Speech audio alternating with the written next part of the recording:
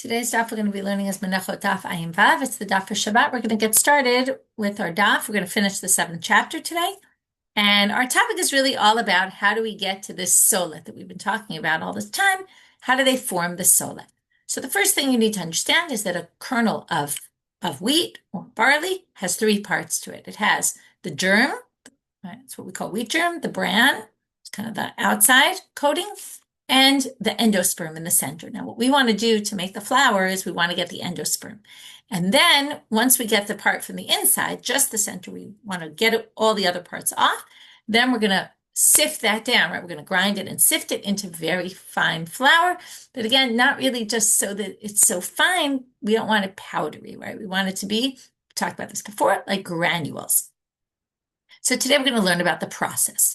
The first process you have to do is take those kernels. Okay, this is after you've done all the process of the gathering and the winnowing and all that. Now you have the wheat grains. You want to take them and you want to you're going to roll them twice. 300 times. Like we'll talk about the twice in a minute. You're going to roll them probably on some sort of like sandpaper kind of table to get the bran off of it. And then you're going to beat them 500 times. You're going to do shlosh me'ot shifa, 300 times of rolling them, okay, and this back and forth motion, and 500 times of be'ita, which the caveat of Rashi has a bunch of different interpretations what this is, whether it's kicking it. The last explanation is maybe it's even kicking it with your feet, but likely it's pounding it with your hand. Okay, so they would do that 300 times and that 500 times, and that would be to basically get rid of the outer part, okay, and the germ, okay, to get as much as you can off of it and to get to the endosperm. Now, the way that generally this is done nowadays, and probably then too, was to first soak it in water to soften it. The problem is you can't do that because it's chametz. So, right, you're not allowed to have any of these menachot. The solet has to be not chametz, so you can't get it wet, and that's why this is the only thing you have to do. But the Kohanim did this, you can imagine how blistery their hands must have been. Shifa bi tabechitim. So Tanakama says, as we just explained, this process, the 300 and the 500 times, are done to the grains. But Rabbi Yossi Omer Babatzik, he says, no, it's to the dough. Okay, makes sense, right? The dough, it's like kneading. You beat it and you move it back and forth and you beat it, you pound it down. So you have to do it to the dough to make the dough better. So this is machloket about whether the shifa and beita have to be with the kernels or with the dough. Kol menachot ba'ot 10. Second issue in the Mishnah. All the menachot that we do come with 10 loaves. Okay, we talked about this before. Chutz mi lechem hapanim v'chavitei kohen gadol, she'em ba'ot 12. Other than 2 exceptions to the rule, we're going to see where we get this all from. The lechem hapanim and the chavitei kohen gadol come as 12 loaves. Divrei Rabbi Yehuda. That's what Rabbi Yehuda says. Rabbi Meir Omer, kulam ba'ot 12, chutz mi chalot todah u'nizirut, she'em ba'ot 10. He says, no, it's the opposite. Everything is 12 other than 2 that are 10. So we have either everything is 10 except for 2 that are 12, or everything is 12 except for the 2 that are 10. Which 2 are 10 according to him? The chalot of the Todah offering and the Nizirut, and a Nazir that has to bring with one of their offerings. There's the shlamim that comes with breads. So now we're going to have, the Gemara is going to start, okay, I won't talk yet about the derivation and where this all comes from. We're going to see this all inside. Which parts are clear from the Torah, which parts are all derived. Okay. So, and why specifically, like what's the basis of machloket between Rabbi Meir and Rabbi Yehuda? So we'll start with the Gemara that talks about the shifa and beita. Tana. Now, in order to do 300 shifa and chamesh me'ot beita, you might have thought, okay, first do the pounding 300 times. By the way, this is for every kernel. It seems an insane process. First do 300 shifa, then 500 beita. But no, they say like this. Tana. In the Braita, it says, shaf echad bo'et shtayim. Do 1 shifa, 2 beitot. Okay, 1, right, going back and forth. 2 banging, shaf shtayim bo'et shalosh, and then you do 2 shifas and 3 beitas, and with that you get the ratio of every 3 you're going to do 5. Okay, for every 3 shifot you're going to do 5 beita, which is the 300 to 500, right, till you get up to 300. You can imagine what it was like to count it, to be on top of this, right? It seems like a lot. By Rabbi Yirmiyah, am tuya vat tuya chad, udam am tuya vat tuya tre. So Rabbi Yuri, a classic question. He says, back and forth, is that considered one or is that two? Back, forth. So when we say Shifa 300, is it 300 back and forth or 300 altogether? Back, forth, 300. It's like swimming laps, right? So one is one there and back, or is one there and then two is back. Same idea. So now we go back to this machloket between Rabbi Yossi and the Tanakama about what we're doing Shifa Be'ita to, and there's a question about how to understand the machloket. Shifa Be'ita B'chitim, Rabbi Yossi and Rabbi Batseik, Ibai. Now they ask the following question. Be'batseik v'lo b'chitim, or dilma af be'batseik. When Rabbi Yossi says in the dough, does he mean in addition to doing the Shifa and the Be'ita on the grains, then on the kernels of wheat, then you have to do it also on the dough? Or does he mean only the dough? Tashma, let's learn from the following source. In our Gemara, it's not so clear because the Tanakama says Shifu be'ita b'chitin, and then Rabbi Yossi says be'batseik, which could be, well, maybe also be'batseik. But in the Braita, it seems pretty clear that he doesn't mean that because Shifu be'ita b'chitin, Rabbi Yossi omel Shifu be'ita b'batseik. Now this has two words that are different, which is when Rabbi Yossi speaks, he says Shifa and be'ita is with the dough, which sounds like he's saying Shiva and Bita is only with the dough, because the fact that he repeats it sounds like he's not saying, I agree with you and I'm adding, sounds like he's saying his own thing completely. Now we're going to get to the big derivations today of how we get 10 and how we get 12. This is the main part of our sugya today. Kol Menachot ba'ot, right? Eser, other than the two that come shtem right? Rabbi Yehuda. Lechem apanim. So how do we know the two that come 12? Lechem apanim behed yaktiv. That's the only place where this appears explicitly. It says in Vayikra 24, chapter 24, V'lakachta solev v'afita ota shtem esrei chalot. Okay, 24 chalot, shnei esronim yeh chala achad. Each one is 2 esronim. That's not so important for our purposes, but the main thing is that you need 12 loaves. Very clear. Okay, so that's the first one. Only one that it says explicitly. Chavitei kohen gadol. Where do we get it from? Ati chuka milechem apanim. So lechem apanim it says chok olam. And by the Chavitei Kohen Gadol, it says Chok Olam. So there you have, Chukah, same word appears, Gezerah Shava. So from Lechem Apanim, we learn to the Chavitei Kohen Gadol, according to Rabbi Yehuda, that's the end. One teaches the other, but that's it. The rest, the Kol Menachot, Debaot Eser Minal, and where do we get the rest from? Gamar mi Lachmei Todah. Now the Gemara doesn't tell us where you got Lachmei Todah, but the commentaries tell us that the issue with Lachmei Todah is like this. In the lechamim, it says you're supposed to give one challah of each type. If you remember, there's 4 different types that you bring of loaves for the lechem todah. Goes with the Thanksgiving offering. It's one of each type that you have to give to the kohen, and it's called a truma. So 1 loaf you have to give to the kohen. Then they derive a Gezerah Shava from maaser, truma maaser, which is the truma that the Levi has to give. The Levi gets a 10th, and then the Levi has to give a 10th of his 10th to the kohen. And there it's a 10th. So it must be here it's a 10th. So if the Kohen gets 1 and it's called Truma, it must be that there's 10 altogether. And that's how they assume it's 10. So Mal Halan Eser, Avkan Eser. So then they say, and all the other Menachot are learned from the Lechem Apanim. So now from the Lachmei Todah. So now the obvious question is, right? We have one paradigm, which is, we have the Lechem Apanim, which from there we learn to the Chavitei Kohen Gadol.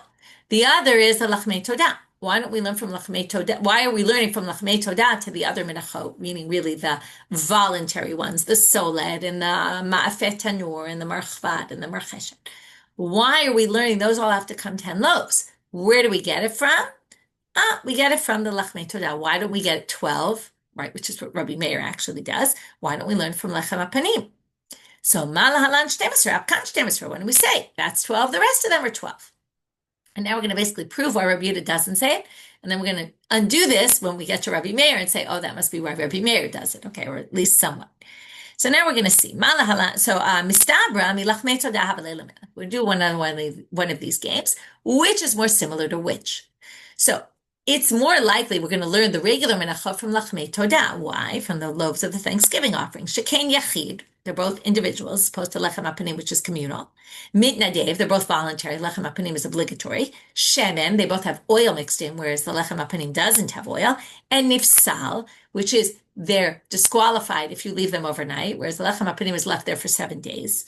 Shelo b'Shabbat v'shelo b'Tumah. You can't do it on Shabbat, right? You can't bring menachot, voluntary menachot, nor can you bring the Thanksgiving offering. And if everyone's tameh, or the majority of people are tameh, you can't bring it.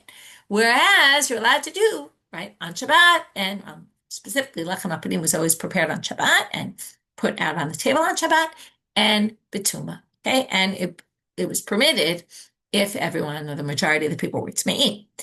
So the Gemara says, what do you mean? Adrabah, you could say the opposite. Mi lechem apanim avalei lemelech. You could learn it from lechem apanim.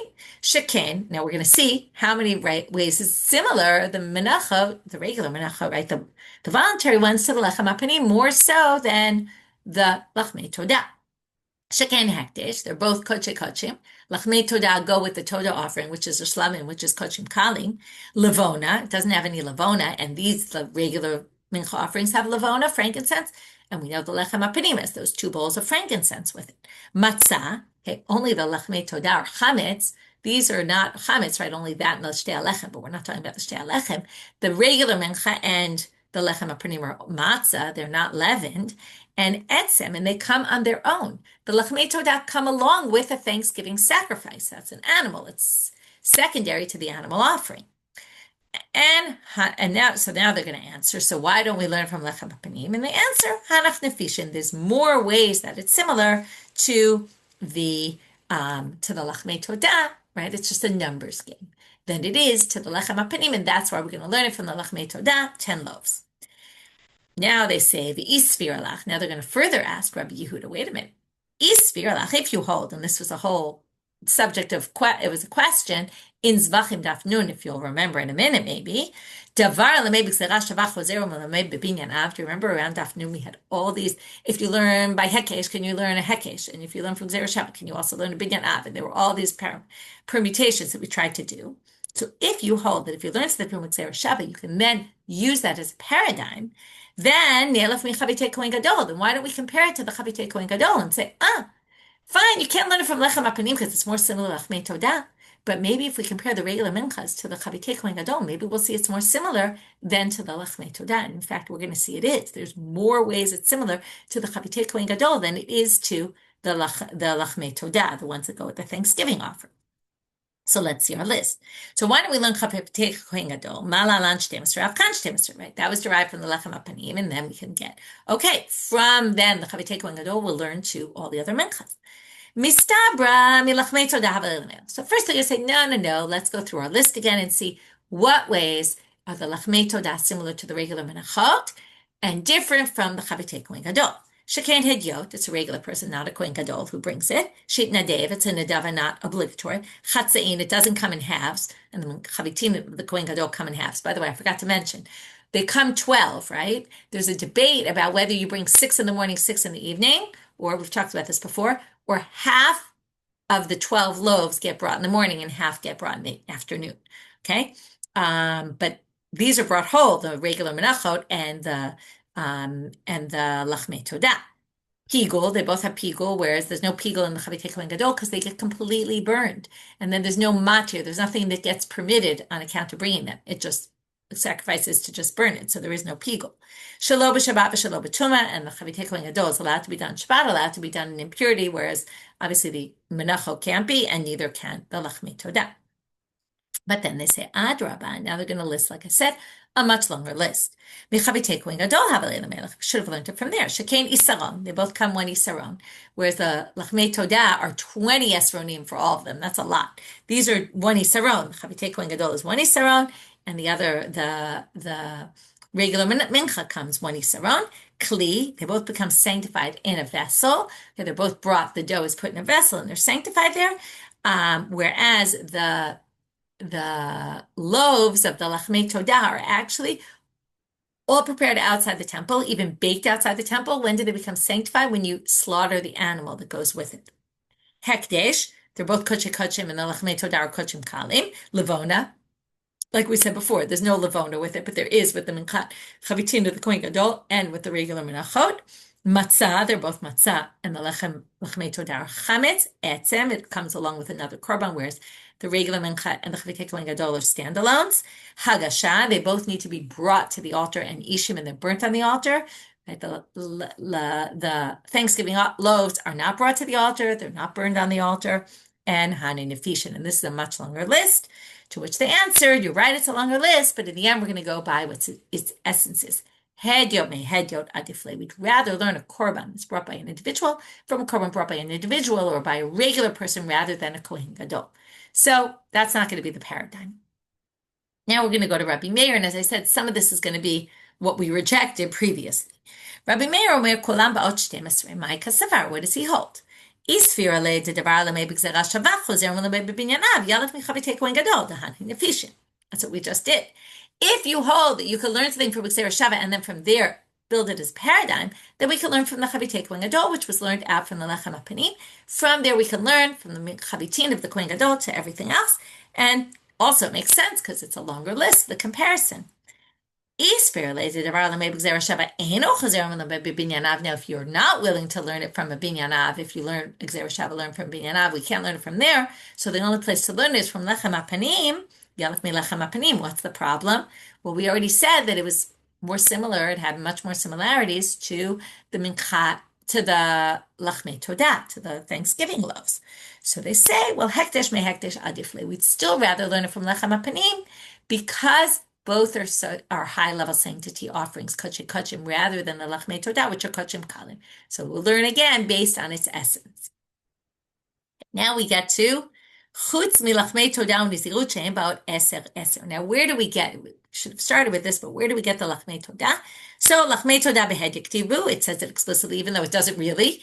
But they view that 1 out of X. We assume X is 10. That's learned out from the Truma. That's pretty explicit. Nizirut, why is Nizirut so clear to everybody that it's 10? Right into Rabbi Meir, who thinks those are the only ones that are 10. Da'amar mar shlamav l'rabot shalmei nasil. So it says by the lachmei todah, it says zevach shlamav. Okay, you're supposed to, it says al chalot lechem atzot yakriv korbanot al zevach todat shlamav. Should bring the bread with the shlamav. Say, oh, shlamav is a reference to the nazir. There's loaves, and if there's 10 loaves here, there's 10 loaves there. Even though there's 40 loaves altogether, but of each type. Okay, the nazir also has 2 different types. It doesn't have 4, it has 2. Amar Rav Tuvi Bar Kisna. So now we finished all that. Now Rav Tuvi Bar Kisna says Amar Shmuel. He says in the name of Shmuel, Lachmei todah sha'afa'an arba chalot. What if you took the same amount of dough, but you made 4 gigantic loaves out of it rather than 10? Yotza, rather than 40, sorry. 1 of each of the 4 types. So you made 1 of each type instead of 10 of each type. So we just said you're supposed to make 10. What if you didn't? So you fulfill your obligation. I say, what are you talking about? Ba'habin and arba'im, but you need 40. Lemitzvah, that's just ideally. But wait, if you do 1 and you have to take truma from it, how are you going to take truma? Now the obvious is you're going to cut a piece off. But what's the problem with that? Well, if you say each of the 4 will just slice a piece off, Echad Amar Rachmana. So the Torah said, "Hikriv mimenu echad mikol korban truma laHashem." That's the pasuk where we learn truma. Okay, and that it's 1/10. It says 1 from each. Why do you have to say 1 from each? Shelo yitol parus. From there you learn it has to be a whole one. So how are you going to do that? If you only have 4, you're going to have to give some to the Kohen. You're going to slice a piece. It's not going to be whole, right? You can imagine why it should be whole. It's just not respectable to give a Kohen a slice of bread. So they say, Da'afreshinu b'lisha. Now, the way to do it, if you did 4 loaves, you can be yotze as long as while you were kneading the dough, you already separated out the part for the Kohen. And the Kohen has his own loaf. It's baked separately. You either give it to him as dough or you give it to him cooked, baked, either which way. But the point is you have 4 loaves after the truma was taken. Meitivim. Now we have a difficulty from a Tanaitic source on Shmuel. We said, again, you don't need the exact amount of lachmei todah. It's still going to work, even though you should. Okay, so either you put too many or too few. You didn't have the right number. Are all kshirot. They're all fine. Except for those 4. What makes those 4 unique? Why are they specifically the ones that have to have exact number? Before we get to the contradiction. The contradiction is obvious. It says you have to have them. They're not good if not. And for lachmei todah. And Shmuel said it's fine for lachmei todah if you only have 4. But why those 4? Because those are the 4 that are learned explicitly in the Pesukim, and there's also no debate about them. Everyone agrees those 2 are 12 and those 2 have 10. And they're pretty clear from the pasuk or derive very directly from the pasuk as opposed to the minchas, which went, right, the regular mincha voluntary ones, which went either way, and there was a debate about them. So it makes sense that there we could be more lenient about the number. These are much more explicit in the Torah or derive pretty directly. So what's the answer to the contradiction against Shmuel? Turning now to Amabet. Uda Amar Ki Tana, he held like a different Tana. It's a Tanaitic debate, and here we're going to see the Tanaitic debate. The Tanya, as it says in a Braita, Kol Menachot Sheriba B'midat Chalatan, O Shemi Ate B'midat Chalatan Kshirot. If you did too many or too few, they're fine.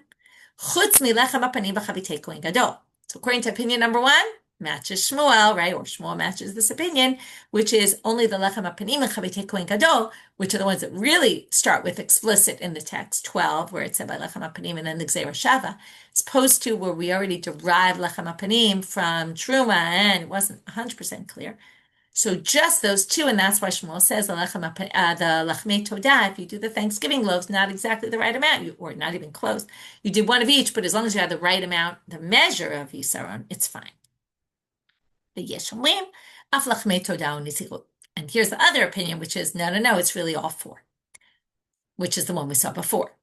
Amar Rav Huna, along these same lines, Minchat Ma'afeh. Now we're up to the Minchat Ma'afeh, which is the one, right, the Rikikim, or the Chalot Matzot. Shafa'a Chala Achat Yatza, my time, and he gives a different reason. Matzot Ktiv, without a Vav. It says it, you read it as Matzat, which is singular, even though you read it meaning that's the way it reads.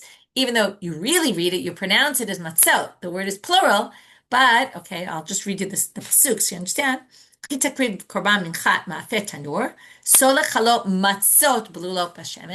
the way it looks in the print is matzat, which is singular. So they say, because it says matzat ktiv, which is singular. So one chala would be enough. Matka flour of papa, tama diktiv matzat, haktiv matzot lo. Wait.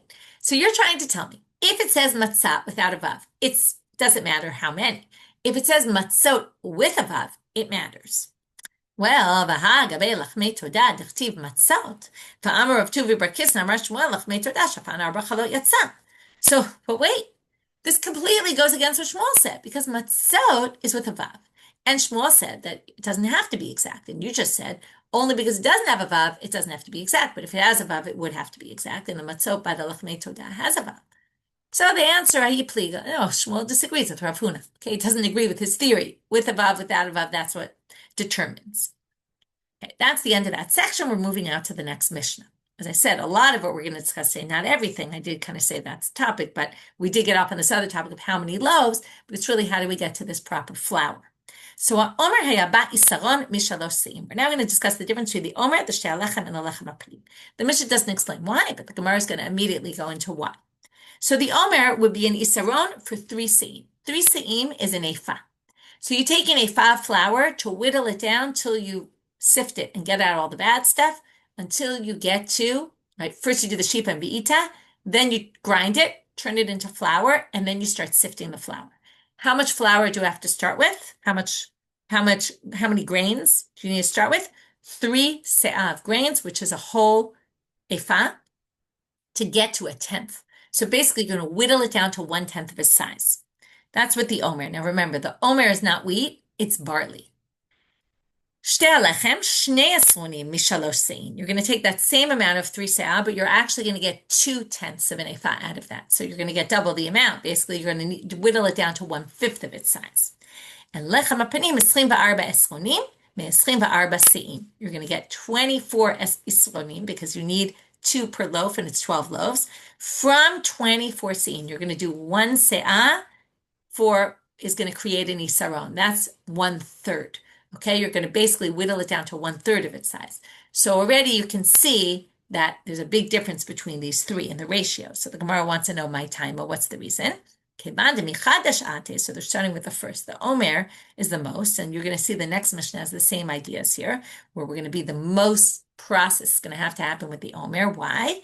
It comes from the new grains, which have more of the subin in it, like the bran that has to come off. And it comes with barley, which is also more coarse.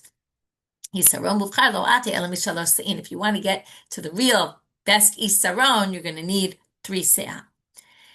Shtei alechem, shtei asronot mishalosh sein. Why is that better? Because michitin atin, it comes from wheat. So it's already better. Now it also has to come from the new crop. Remember the Omer and Shtei Alechem, they're both right on, one is right after the day after the first day of Pesach, the other is on Shavuot. You need to bring from the new grains. But shte asronim atu mishalosh se'in. So even though it's chadash, but it is wheat, so it's better, so it's going to be a little less of a process. Lechem apanim 24 esronot me-24 se'in. Why is this 1 to 3?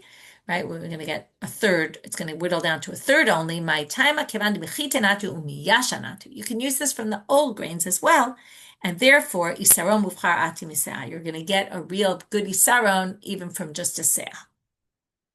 Tanu Rabbanan. כל המנחות שריבה במידת עשרונן, או שמיעט במידת עשרון פסולה. If you don't have the right measurement of the isaron, that is critical. Why is that critical? Because that's what the Torah says. The Torah says put an isaron or 2 esronim or 3 esronim, depending on which one, right? It has its special amount. You change that number, you've ruined your mincha. However, riba midat sein shalen, or shemi'et midat sein shalen kshera. But if you didn't start with 3 se'ah to get your one isaron for the omer, that's okay. That's just a durabanan of how to get the best solet. But if you didn't get the best solet, it's not going to ruin your mincha. Mishnah. Ha'omer hayam menupeh b'shlosh nafa. You use 13 sifters to get to, okay, this you're going to see again. The omer is going to need a lot more sifting.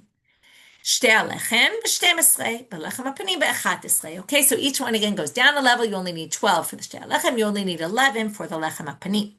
Rabbi Shimon Omer lo haya lein kitzba. It doesn't have a set amount of how many times exactly. Ela solet menupeh kol tzorkaya mivi. You just have to bring a very clean solet. Okay?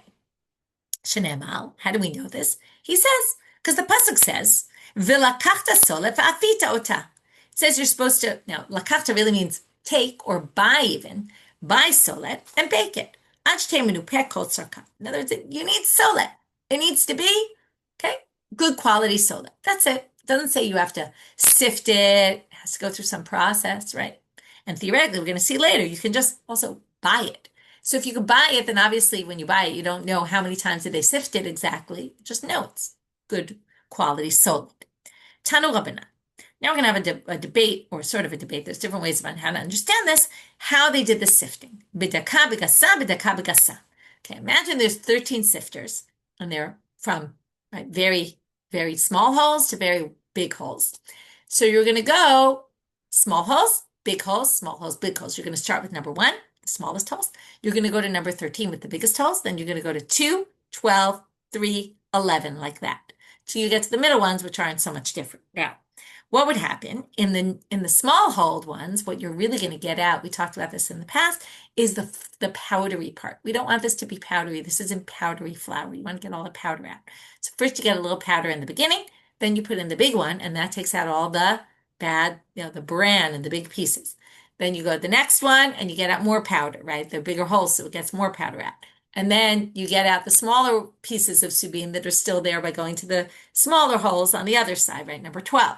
And then you keep going till you end up with the right consistency. Rabbi Shimon ben Elazar omer, 13 nafot hayu b'mikdash, zo lamala mizo v'zo lamala mizo. Alyona koletet subin, tachtona koletet solet. He says there were 13, number 1 to 13, and you would basically start with the biggest holes and get down to the teeny holes. And you would end with the smallest holes. And what he says here very nicely is the Elyona koletet subin, the top part, right, in the bigger ones, the first ones you use, the bad stuff is at the top and the good stuff goes through the bottom.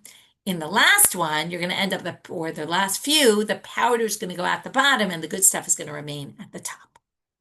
Rabbi Shimon omer lo haya lein kitzba. Okay, don't confuse Rabbi Shimon ben Elazar, we just said, and Rabbi Shimon. Rabbi Shimon says there was no set amount. Tanu Rabbanan. Now we're going to see the Braita like we saw in the Mishnah. They actually skipped the word v'lakachta, which is a very important word here. V'lakachta solet v'afita ota. Milamid shenikachat solet. You could buy it as solet, which means you obviously don't have to sift it all those times. Uminayin shafilu chitin. How do you know that? You can even buy chitim, because it sounds like you can only buy solet. Sounds like maybe you can't even buy the grains. Now it seems weird because we just said, according to the other opinion, you have to buy the grains and then you sift them. So, and make them into flour and then sift them. So how do you know that you can even buy the grains and do that? This, by the way, is for the lechem hapanim specifically. Talmud lamal v'lakachta mikol makom. Because it says v'lakachta, well, we mean you could buy it in any case. Even you could buy even the grains. Yachol af b'shar menachot kain. Now we're going to learn something interesting according to him. You might think that you could buy chitim for all the other menachot. Talmud lomar ota. No, just the lechem apanim. Why? Mipnei chisachon. Well, because we want, what's chisachon? Okay, we know the Hebrew modern word of chisachon is saving money, and that comes from here. Or I don't know if it's the only source, but you see here, they didn't really know what chisachon meant. My mipnei chisachon. Amar Rabbi Elazar, Torah chasa al mamonan shel Yisrael. Okay, chisachon from the lashon of chasa. The Torah has pity on the money of the Jewish people. They don't want us to spend a ton of money. Now, what's cheaper to buy? Grains and sift them yourself, right? Make them into flour and sift them, or buy the fine flour or the clean flour. Obviously, buying the clean flour is going to be the more expensive. So if we made you, for the lechem apanim, made the temple always be buying the flour already ready, we would have a problem because there would be no money, right? The Torah wants to save the money of the public funds.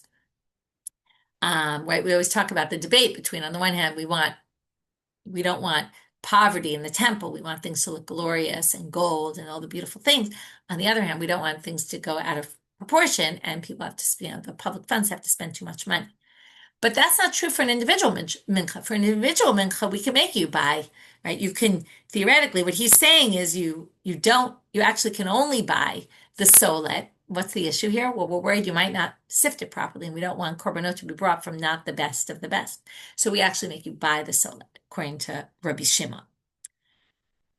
Amar, last line, Hecha Remiza, where do we get this idea, the Torah chasa al mamonan shel Yisrael? D'chtiv v'ishkita et ha'ida ve'et biram. This is when they didn't have water in the desert in Parshat Chukat, and Moshe hits the rock, right? And then the water comes out, and God says the water is going to be for you and for your animals. You see that God has rachamanu on the animals as well, and the people have to feed the animals, and that the Torah was concerned for the property of the Jews, not just that God was concerned for the property of the Jews, and not just for the Jews themselves, also for their property, for their animals.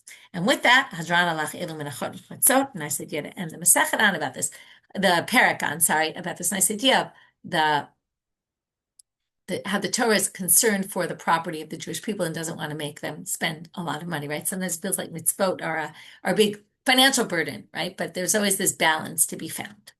Okay, with that, and it's interesting in a conversation all about the solet and the fine, this really high quality flour. On the other hand, right, there's some sort of balance to be found there.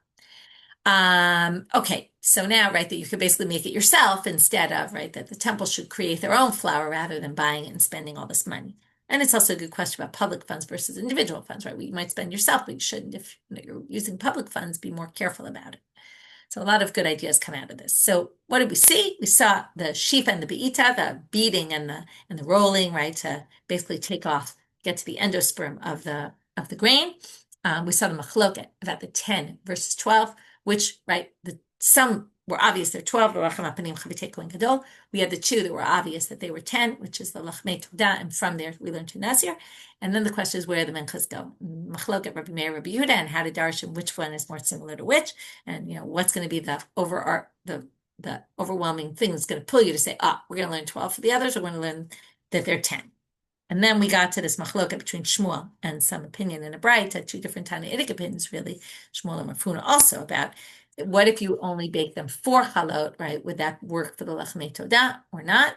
Right? Which ones are the numbers critical? Which ones are they not critical for? And then we got to how much se'ah you need of grains in order to get to the best flour that you can. And it was different for different things because of the chadash issue and because of the barley issue. And then we got to also the sifting was different for those things for the exact same reasons, and how many times you have to sift it. And then there was a machloket about how exactly to sift it. And then Rabbi Shimon, who didn't think it really needed to be sifted at all, and was all into saying, well, really, you should buy the fine flour in most cases, except for when it's public funds and we don't want to make you spend the money on that. With that, we finish for today. Wishing everyone Shabbat Shalom and Shavua Tov.